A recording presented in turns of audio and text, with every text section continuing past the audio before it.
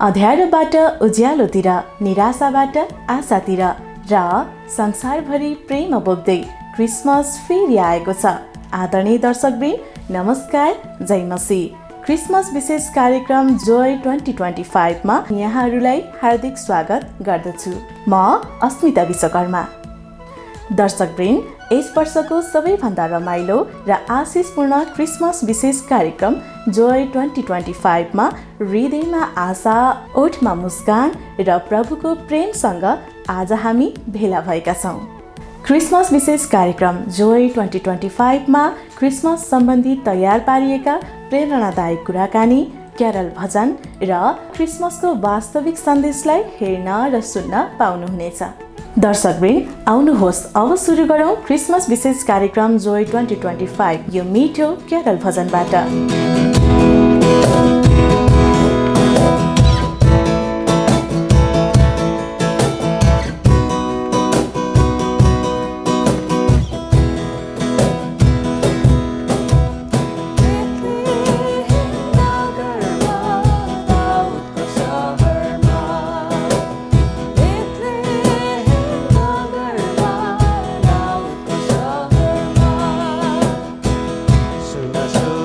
दिदी बहिनी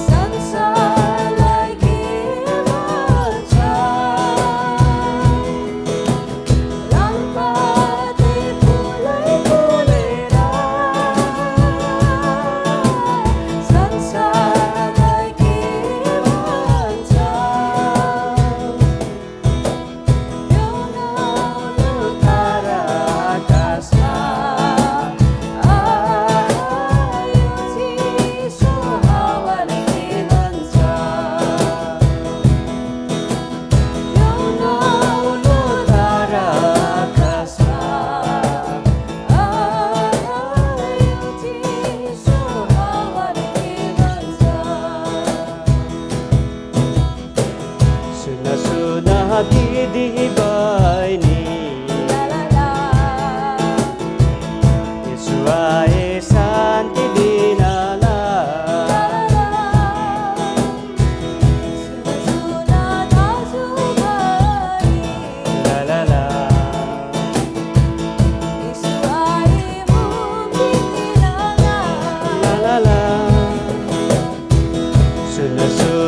दिदी बहिनी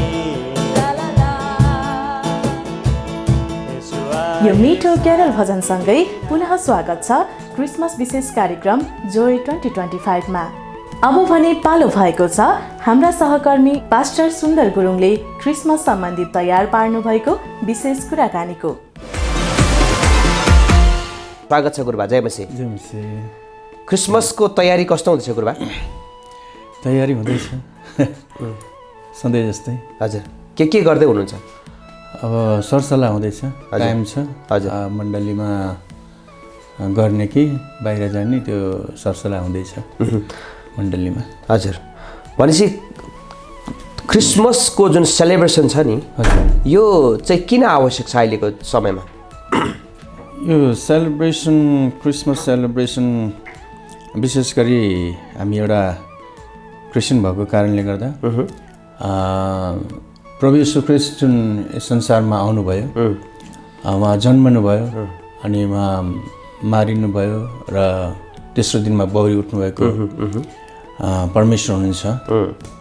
त्यस कारणले गर्दा उहाँ यदि जन्मिनु मात्रै भएको भए उहाँको कुनै अस्तित्व हुन्थेन हैन।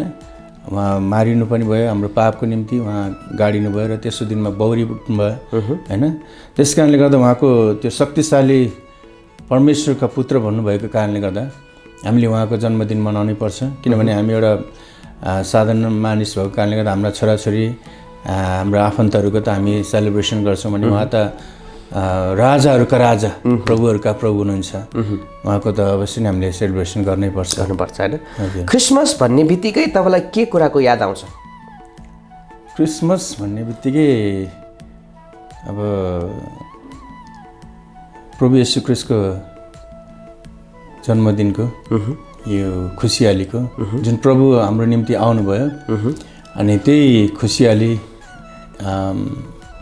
मण्डलीमा अनि परिवारको बिचमा एउटा बाँडचुँड गर्ने, प्रेम बाँडचुँड गर्ने एउटा समय हो हैन। त्यस कारणले गर्दा क्रिसमस आउने बित्तिकै हामीले त्यो सम्झिन्छौँ कि अब हामी क्रिस्टको सुसन्देश मानिसहरूको बिचमा छर्नुपर्छ, प्रेम बाँड्नुपर्छ भन्ने कुराहरू, त्यो कुराहरूको हामीलाई सम्झना हुन्छ। तपाईँले सबैभन्दा पहिलो क्रिसमस कहिले र कहाँ मनाउनु भयो, याद छ? त्यो त धेरै पहिलाको कुरा हो। याद छ? पहिला हामी कभर्नेन्ट चर्च भन्छ अहिले, पहिला क्यालबरी भन्थ्यो, त्यहाँ हामी जान्थ्यौँ अनि त्यहाँ नै हो मनाएको पहिला क्रिसमस। त्यतिखेरको कुनै कुरा याद छ तपाईँलाई? त्यो केही घटना, रमाइला घटनाहरू अथवा क्रिसमसको समयमा एकदमै खुसी अथवा दुःख त्यस्तो केही घटनाहरू याद छ तपाईँलाई? त्यतिखेरको समयमा जस रमाइलो हुन्थ्यो, क्यारल गाइन्थ्यो अनि ठाउँ ठाउँमा गएर क्यारल गाउने, प्रभुको सुसन्देश सुनाउने कुराहरू अनि प्रभुको प्रेम बाँड्ने कुराहरू एकअर्कामा, त्यो कुराहरू याद आउँछ। जस्तै तपाईँले भन्नुभयो नि के अरे रमाइलो कुराहरू, के कुराले चाहिँ तपाईँलाई रमाइलो हुन्थ्यो? के कुराले? अब त्यतिखेरको समयमा त भर्खर प्रभुलाई विश्वास गर्दा त अब त्यही हो, अब एउटा जवानीको उसमा अलिक रमाइलो त भइहाल्थ्यो होइन। साथीभाइ भेटघाट हुने, रमाइलो गर्ने, अब पिकनिक जाने होइन, क्रिस्टको एउटा जन्मोत्सवको खुसियाली मनाउने, क्यारल गाउने, त्यही रमाइलो वातावरण बनाउँथ्यो थियो। क्यारल तपाईँले गाउने भन्ने कुरा गर्नुभयो होइन? हजुर। क्यारल चाहिँ किन गाउँछ मान्छेले? क्यारल यो जसै गरी प्रभु येशू ख्रीष्ट जन्मिँदाखेरिमा जसै गरी त्यहाँ गाइएको थियो नि, परम प्रभु स्वर्गमा परमेश्वरलाई महिमा होस् भनेर, जुन एउटा लुका 2 अध्यायको 8 पदतिर हेऱ्यो भने आराधना गरेको थियो नि, त्यही प्रकारले हामी पनि एउटा ख्रीष्टको जन्मदिनको खुसियालीमा परमेश्वरलाई आराधना गर्ने कुराहरू, परमेश्वरको भजन गाएर प्रभुलाई उचाल्ने कुराहरू हामी गर्छौँ। त्यो चाहिँ ख्रिस्टको सुसन्देशको विषयमा हामीले गाउने भजनहरू, क्यारल। तपाईँले गाउँदै गर्दाखेरि तपाईँलाई मनपर्ने त्यस्तो कुनै भजन छ, याद छ क्रिसमस सम्बन्धी तपाईँलाई मनपर्ने चाहिँ? मनपर्ने त प्रायः सबै मनपर्छ। त्यसमा नि हुन्छ नि कुन चाहिँ अझै बेस्ट, अझै होइन यो चाहिँ एकदमै अझै राम्रो लाग्छ जस्तो तपाईँलाई भएको कुनै त्यस्तो भजन छ त? कुनै याद छ तपाईँलाई? यो हाँसखेल गर्दै भनिदेऊ, यो प्रभुको सुसन्देश, 480 नम्बरको भजन। 480 नम्बर आउँछ, गुनगुनाउनु मिल्छ अलिकति? शब्दहरू यताउता होला जस्तो हुन्छ थोरै। हाँसखेल गर्दै भनिदेऊ संसार सबैलाई, धरतीको बोझा उठाइ लाने जन्मिए मुक्तिदाता, मानिसको चोला लिएर अनि गरिबको गोठैमा, होइन परमेश्वरको भजन जो येशूको भजन, हाँसखेल गर्दै भनिदेऊ संसार सबैलाई। अब संसार सबैलाई भनिदेऊ भन्ने जुन शब्द छ यहाँनिर, के कुरा चाहिँ संसारलाई भन्नु आवश्यक छ हामीले? यो प्रभु येशू ख्रीष्ट यसरी जन्मिनु भयो, उहाँ चाहिँ पवित्र आत्माद्वारा यसरी उहाँको जन्म भएको कुराहरू, अनि जुन हामी लुका 1 अध्यायमा जुन भविष्यवाणी भएको थियो येशू ख्रीष्टको जन्मको विषयमा, अनि 2 अध्यायमा आएर त्यो प्रभु येशू ख्रीष्टको जन्म भएको कुराहरू, अनि त्यहाँ गोठालाहरूलाई स्वर्गदूतले सुसन्देश दिएको कुराहरू, अनि त्यो गोठालाहरूले फेरि मानिसहरूको बिचमा गएर चाहिँ अनि त्यो सुसमाचारहरू, येशूको जन्मदिनको सुसमाचारहरू मानिसलाई सुनाएको कुराहरू हामी देख्दछौँ। अनि गोठाला भन्ने बित्तिकै अब मण्डलीमा अहिले पास्टर अथवा गोठाला भनिन्छ, अनि यही कुरालाई लिएर चाहिँ एउटा उनीहरूले चाहिँ गोठालाले चाहिँ के त एउटा भेडाहरूको रखवाली गर्ने काम पनि त्यहाँ भएको छ भने, अर्को कुरा सुसमाचार सुनाउने कुराहरू पनि भएको छ। अनि मण्डलीको गोठालाको काम भनेको नि एउटा भेडाहरूलाई रखवाली गर्ने कुराहरू साथसाथै एउटा सुसमाचार मानिसहरूको बिचमा सुनाउने कुराहरू पनि यहाँ उल्लेख गरेको त्यो 2 अध्यायको अनुसार। क्रिसमसको समयमा मानिसहरूलाई कसरी सुसमाचार सुनाउन सकिन्छ? क्रिसमसको समयमा त्यही हो, अब प्रभु येशू ख्रीष्टको जन्मको विषयमा एउटा अलौकिक प्रकारले प्रभु येशूको जन्म भएको कुराहरू, एउटा साधारण मानिसको जस्तो जन्म होइन, उहाँ चाहिँ एउटा पवित्र आत्माद्वारा उहाँको जन्म भएको कुराहरू, अनि उहाँ किन जन्मनु भयो त, किन यस संसारमा उहाँ आउनुभयो त भन्ने कुराहरू हामी मानिसहरूलाई बताउन आवश्यकता छ। किनभने कति मानिसले भन्छन् कि एउटा प्रभु येशू ख्रीष्ट चाहिँ एउटा मानिस मात्रै भएर उहाँ जन्मनु भयो भन्ने कुराहरू, तर उहाँ चाहिँ एउटा युहन्ना 1 अध्यायमा हामी देख्दछौँ उहाँ आदिमा वचन हुनुहुन्थ्यो, वचन परमेश्वरसँग थियो र वचन नै परमेश्वर हुनुहुन्थ्यो। अनि त्यसपछि 14 पदमा गएर हामीले के देख्छौँ भने उहाँ चाहिँ देहधारी हुनुभयो, होइन? देहधारी भन्नुभयो भनेको उहाँ चाहिँ ख्रिस्ट येशू चाहिँ एउटा देहको रूपमा उहाँ संसारमा आउनुभयो। उहाँ पहिला नै हुनुहुन्थ्यो, तर शरीरको रूपमा चाहिँ उहाँ देहको रूपमा आउनुभयो। कसरी आउनुभयो उहाँ? पवित्र आत्माद्वारा। त्यो कसरी आउनुभयो त? पवित्र आत्माद्वारा कसरी देहमा आउनुभयो उहाँ? कसरी आउनुभयो भन्नाले भनेको कसरी आउनुभयो उहाँ? देहमा त आउनुभयो, कसरी आउनुभयो होइन? पवित्र आत्माद्वारा होइन, कसरी आउनुभयो उहाँ? गर्भधारण हुनुभयो पवित्र आत्माद्वारा। जुन कुराहरू स्वर्गदूतले मरियमलाई चाहिँ जुन भनेको थियो नि, तिमी चाहिँ यसरी तिमीलाई बालक जन्माउने छौ, होइन? परमेश्वरको छाया तिमीमा पर्नेछ र तिमीले एउटा छोरो जन्माउने छौ, तिमीले चाहिँ उसको नाम इमानुएल राख्नेछौ, जो परमेश्वर हामीहरूसँग, इमानुएलको अर्थ। अनि त्यो तिमीले चाहिँ यसरी चाहिँ बालक जन्माउने छौ भनेर जुन कुराहरू पवित्र आत्माले जुन स्वर्गदूतले चाहिँ त्यो कुराहरू भन्नुभएको थियो, त्यो अनुसार उहाँले चाहिँ त्यो बालक चाहिँ उहाँले जन्माउनु भयो पवित्र आत्माद्वारा। भनेपछि येशू ख्रीष्ट चाहिँ पवित्र आत्माद्वारा उहाँ चाहिँ कन्या मरियमको कोखमा आउनुभयो र उहाँ चाहिँ के गर्नुभयो? जन्मिनु, होइन? यो नै सुसन्देश हो। उहाँ किन जन्मिनु भयो भन्ने कुरा कसरी बताउने मानिसहरूलाई? उहाँ किन जन्मिनु भयो भन्दाखेरिमा यसको चाहिँ पुरा हिस्ट्री हेर्नु पर्दाखेरिमा हामीले देख्दछौँ क्रिसमस भनेको चाहिँ एउटा मसमा एउटा बिब्लिकल अर्थमा चाहिँ क्रिस भनेको चाहिँ एउटा हामीले चाहिँ विशेष गरी बुझ्नुपर्ने कुरा यो ग्रिकमा चाहिँ क्रिस्टोस भनिन्थ्यो होइन। क्रिस्टोस भनेको चाहिँ अनि इङ्ग्लिसमा यो चाहिँ क्राइस्ट भनिन्छ। अनि यो क्रिस भनेको चाहिँ एउटा टाइटल मात्र हो, उहाँको नाम चाहिँ येशू हो होइन। येशू जो उहाँलाई चाहिँ हिब्रूमा चाहिँ मसिया भन्छ, जो चाहिँ उद्धारकर्ता होइन, उद्धारक भन्ने कुराहरू हामी बुझ्छौँ। अनि जो टाइटल दिएको छ क्राइस्ट भन्ने कुराहरू, यो मसिया एउटा उद्धारकर्ताको रूपमा। अनि यो चाहिँ के त भन्दा मानिसको पापको निम्ति उहाँ चाहिँ एउटा उद्धारकर्ता भएर यस संसारमा आउनुभयो। उहाँलाई चाहिँ एउटा मसिया भनेको एउटा उहाँ चाहिँ एनोइन्टेड वान, अभिषेक गरिएको उहाँ चाहिँ हुनुहुन्थ्यो, जो चाहिँ एउटा अभिषेक गरिएको उहाँ चाहिँ हुनुहुन्थ्यो। किन भन्दाखेरिमा पुरानो नियममा तपाईँले हेर्ने हो भने जसै गरी प्रोफेटहरूलाई, राजाहरूलाई होइन, जसै गरी प्रिस्टहरूलाई चाहिँ अभिषेक गरिन्थ्यो विशेष कामको निम्ति।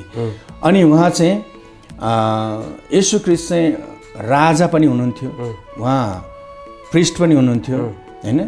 अनि उहाँ चाहिँ प्रोफेट पनि हुनुहुन्थ्यो। त्यो कुराहरू हामीले बाइबलमा हामीले तिनटै कुरा प्रिस्ट भनेको पुजारी, राजा भनेको राजा भइहाल्यो, हजुर, अनि प्रोफेट भनेको अगमवक्ता। हजुर, यो तिनटै कुरा उहाँ तिनटै हुनुहुन्थ्यो। कसरी? यो जब तपाईँले प्रकाशको पुस्तकमा हेर्नुभयो भने त्यहाँ उहाँको तिग्रामा चाहिँ राजा भनेर लेखिएको कुराहरू, उहाँ चाहिँ राजा हुनुहुन्थ्यो, राजाहरूका राजा हुनुहुन्थ्यो भन्ने कुराहरू त्यहाँ लेखिएको छ प्रकाशको पुस्तकमा। तपाईँले हेर्नुभयो भने त्यहाँ देख्नुहुन्छ। त्यसै गरी हिब्रूको पुस्तकमा पनि हामीले त्यो प्रिस्टको विषयमा हामी देख्दछौँ। उहाँ चाहिँ पुजारी, एउटा पुजारीको रूपमा उहाँ यस संसारमा पवित्र, निष्कलङ्क, दोषरहित एउटा भएर चाहिँ यस संसारमा आउनुपर्ने थियो। अनि त्यो कुराहरू लेखिएको छ हिब्रूको पुस्तकमा। अनि प्रोफेटको विषयमा पनि मर्कुसको पुस्तकमा हामीले 6:4 पनि त्यो कुराहरू देख्छौँ। उहाँ चाहिँ एउटा अगमवक्ताको रूपमा उहाँ यस संसारमा आउनुभएको कुराहरू हामी देख्दछौँ। यस कारणले गर्दा अनि यो क्रिसमस मनाउने कुराहरूमा चाहिँ कति कुराहरू संसारमा अहिले विवादको कुराहरू पनि छ। के कुराको विवाद छ? अनि हामीले देख्दाखेरिमा पहिला क्रिसमस चाहिँ कहाँबाट सुरु भयो भन्ने कुराहरू, जसै गरी 25 डिसेम्बरमा चाहिँ एउटा पहिला रोममा चाहिँ एउटा सूर्य देवताको पूजा गरिन्थ्यो होइन, सूर्य देवताको पूजा गरिन्थ्यो। अनि त्यो समयमा चाहिँ एउटा आरुलियन भन्ने व्यक्तिले, अनि त्यो समयमा चाहिँ त्यो उत्सव मनाउने कुराहरू त्यहाँ थियो होइन। अनि त्यसपछि 4औं शताब्दीमा आएर चाहिँ रोमी सम्राट है, रोमी सम्राटले चाहिँ कन्स्टान्टाइनले चाहिँ के गरे त भन्दा त्यो चाहिँ उनले चाहिँ प्रभुलाई विश्वास गरे होइन। कन्स्टान्टाइनले चाहिँ प्रभुलाई विश्वास गरेपछि त्यहाँ मानिसहरूले विरोध पनि गरे। अनि त्यसपछि 350 AD-मा आएर चाहिँ जुलियस भन्ने रोमको पोपले चाहिँ के गरे त उनको क्यालेन्डरमा नै के त 25 डिसेम्बरलाई चाहिँ क्रिसमस भनेर उनीहरूले त्यो घोषणा गरे। अनि त्यो घोषणा गरे। अनि त्यसपछि हामीले देख्दछौँ अनि त्यहाँ थुप्रै अरू व्यक्तिहरूले पनि, लेखकहरूले पनि त्यो क्रिसमसको विषयमा पहिल्यै त्यो कुराहरू आफ्नो पुस्तकहरूमा लेखेको कुराहरू हामी देख्दछौँ क्रिसमसको विषयमा। अनि 200 AD-मा 2nd सेन्चुरीमा चाहिँ टर्टुलियनले चाहिँ के गरेका छन् भन्दा, उनले थ्योलोजियन हुन्, उनले चाहिँ के गरेका छन् भन्दा 25 डिसेम्बरमा चाहिँ येशूको जन्म भएको भनेर उनले आफ्नो पुस्तकमा चाहिँ उल्लेख गरेका छन्। के आधारहरू छ? 25 डिसेम्बरमा नै क्रिसमस मनाउनु पर्छ भने के आधारहरू राख्नुभयो उहाँले? उहाँले आफ्नो पुस्तकमा लेख्नुभयो र के लेख्नुभयो उहाँले आधार चाहिँ के राख्नुभयो उहाँले 25 डिसेम्बर नै हो भन्ने कुराको आधार के राख्नुभयो? अब आधार यो टर्टुलियनले मात्र नभइकन अर्को एकजना व्यक्ति हुनुहुन्छ जसले चाहिँ यो आधार चाहिँ उहाँले के मान्नुभयो भने जसै गरी येशू ख्रीष्टको बुवा आमा होइन मरियम र युसुफ नाम दर्ता गराउन जनगणनाको नाम दर्ता गराउने बेलामा त्यो समयको एउटा डाटा चाहिँ रोममा थियो होइन, रोममा थियो। अनि त्यो डाटाको हिसाबले चाहिँ उनीहरूले चाहिँ यो समयमा चाहिँ येशू ख्रीष्ट चाहिँ त्यो समयमा जन्मिनु भएको भन्ने कुरा उनीहरू नाम दर्ता गराउन गएको थियो नि त गणनाको लागि। अनि त्यो समयलाई हिसाब गरेर अनि त्यो समयको गरेर चाहिँ अर्को लेखकले चाहिँ त्यहाँ लेखेको कुराहरू छ। जस्तै उहाँ तपाईँले भन्नुभयो त्यो नाम दर्ता गराउनु गएको कुरालाई चाहिँ उनीहरूले आधार मानेर डेटलाई भन्नु। त्यहाँनिर लुका 2 अध्यायमा हेऱ्यो भने त्यहाँनिर कुरिनिसको समयमा उहाँले जनगणना गरेको बेला उहाँले नाम दर्ता गर्न जानुभएको छ।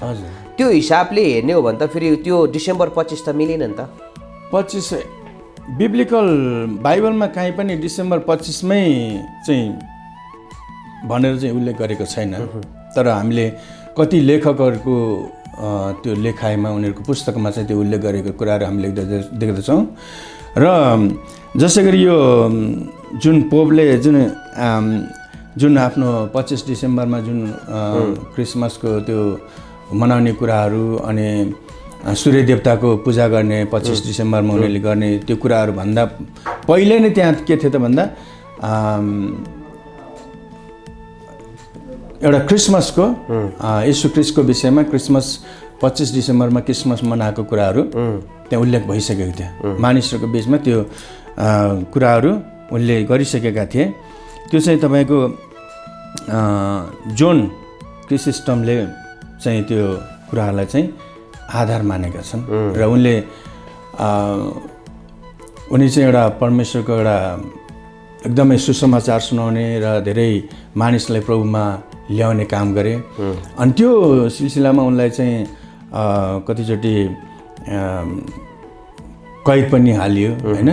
अनि त्यसपछि कहिले कता उनलाई चाहिँ एउटा जेलमा विभिन्न ठाउँमा लाँदै अनि त्यो लाने समयमा उनको मृत्यु पनि भएको छ होइन। उनी एउटा परमेश्वरको निम्ति एकदम बलिदान गर्ने व्यक्ति हुन्थे नि। अनि तिनले चाहिँ त्यो कुराहरू लेखेका छन् कि एउटा रोममा चाहिँ जनगणना गराउन जाँदाखेरिमा त्यो समयलाई चाहिँ आधार मानेर उनले येशूको जन्म त्यो समयमा भएको हो भन्ने कुराहरू आधार मानेर त्यो 25 डिसेम्बरमा उनीहरूले जुन सूर्य देवताको पूजा गर्थे जुन कुराहरू गर्थे त्योभन्दा पहिल्यैदेखि नै तपाईँको त्यो समयदेखि नै उनीहरूले चाहिँ क्रिसमस मनाउने मानिसहरूको बिचमा विश्वासीहरूको बिचमा क्रिसमसको त्यो कुराहरू पहिला नै भइरहेको रहेछ। त्यो कुराहरू हामी क्रिसमसको माहौलमा छौँ होइन। हामीलाई हेरिराख्नु भएका दर्शकबिनहरूलाई तपाईँ के भन्न चाहनुहुन्छ? क्रिसमसको सन्देश के दिन चाहनुहुन्छ? क्रिसमसको सन्देश विशेष गरी प्रभु येशूले जुन परमेश्वर पिताले प्रभु येशू ख्रीष्टलाई संसारमा हाम्रो निम्ति एउटा प्रेमको स्वरूप एउटा उपहार दिनुभएको छ। अनि यो उपहार हामीले पाएका छौँ। अनि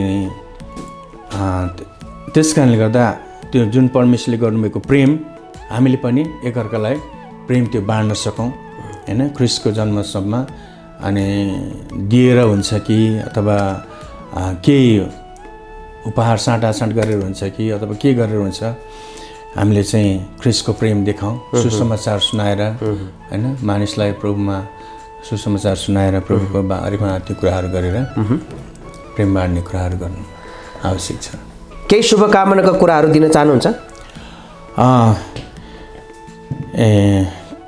यो कार्यक्रम हेरिरहनुभएका सम्पूर्ण श्रोताहरूलाई पास्टर ज्ञानदीपको तर्फबाट प्रभुको अभिषेक मण्डलीको तर्फबाट यहाँहरू सबैलाई ख्रिस्टीय अभिवादन, जय मसीह, साथै ह्याप्पी क्रिसमस अनि नव वर्षको शुभकामना पनि दिन चाहन्छु। प्रभुले यहाँहरूको मण्डलीमा घर परिवारमा अनि सबै क्षेत्रमा परमेश्वरले प्रशस्तै आशिष दिनुभएको होस् भन्ने शुभकामना दिन चाहन्छु। हाम्रो तर्फबाट पनि तपाईँलाई क्रिसमसको र आउँदै गरेको नयाँ वर्षको शुभकामना भन्न चाहन्छु र हाम्रो कार्यक्रममा व्यस्तताको बावजुद आइदिनु भयो, यहाँलाई धन्यवाद। जय मसीह। Thank you. क्रिसमस केवल उत्सव होइन, यो त प्रेम बाँड्ने, क्षमा गर्ने र एकअर्कासँग सम्बन्ध निर्माण गर्ने समय हो। हामीसँग जोडिनु भएकोमा बीटीपी परिवार तपाईहरू सबैलाई हार्दिक धन्यवाद व्यक्त गर्दछ। आशा छ आजको कार्यक्रमबाट तपाईँलाई मनमा आनन्द, परिवारमा शान्ति र जीवनमा नयाँ आशा मिलेको छ। हामी फेरि भेट्नेछौँ, त्यतिन्जेलसम्म हामीलाई बिदा दिनुहोस्। शुभ क्रिसमस। जय मसीह।